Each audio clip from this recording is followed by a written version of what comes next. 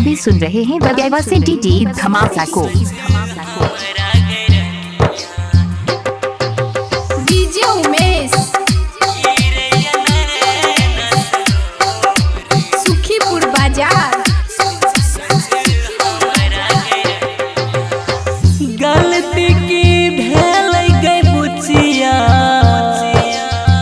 गलती की भेल गई बुचिया, दिलही के मुहाबा के मोर। सोच सोच हमारा गरनिया, सोच सोच हमारा गरनिया, गिरैया नैना सनोर। सोच सोच हमारा गरनिया, गिरैया नैना सनोर। सोच सोच हमारा गरनिया,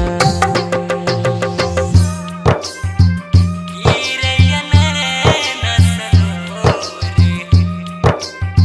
सोच सोच हमारा गरनिया। इलाका चिट्ठी का हो धमाका दिवाकर दीवाना भाई का ही होगा। सुखीपुर बाजार। बेरी बेरी तरपे दिलवा, दिलवा दिलवा। बेरी बेरी तरपे दिलवा, फाटया करे जमोर। सोच सोच हमारा गरनिया, सोच सोच हमारा गरनिया, गिरैया नैना सनोर।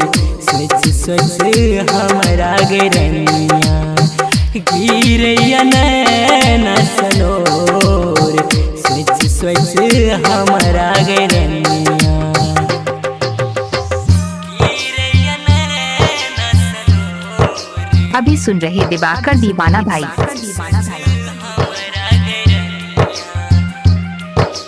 डीजे उमेश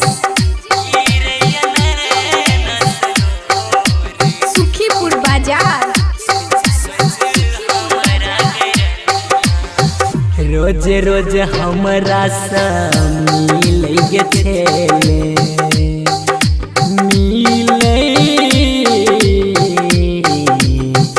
मिलै गे छेले।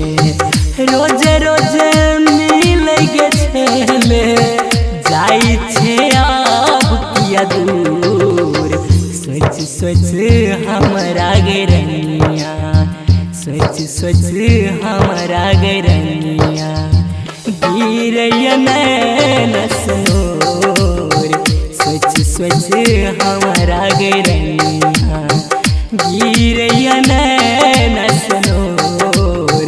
सोच सोच हमारा गरनिया। गलती की भेल गई बुचिया, गलती की भेल गई बुचिया, दिलही के मुहाबा के मोर। सोच सोच हमारा गरनिया, सोच सोच हमारा गरनिया, गिरैया नैना सनोर। सोच सोच हमारा गरनिया, गिरैया नैना सनोर। सोच सोच हमारा गरनिया। आप सुन रहे हैं दिवाकर दीवाना भाई को ग्राम बगीवा जिला।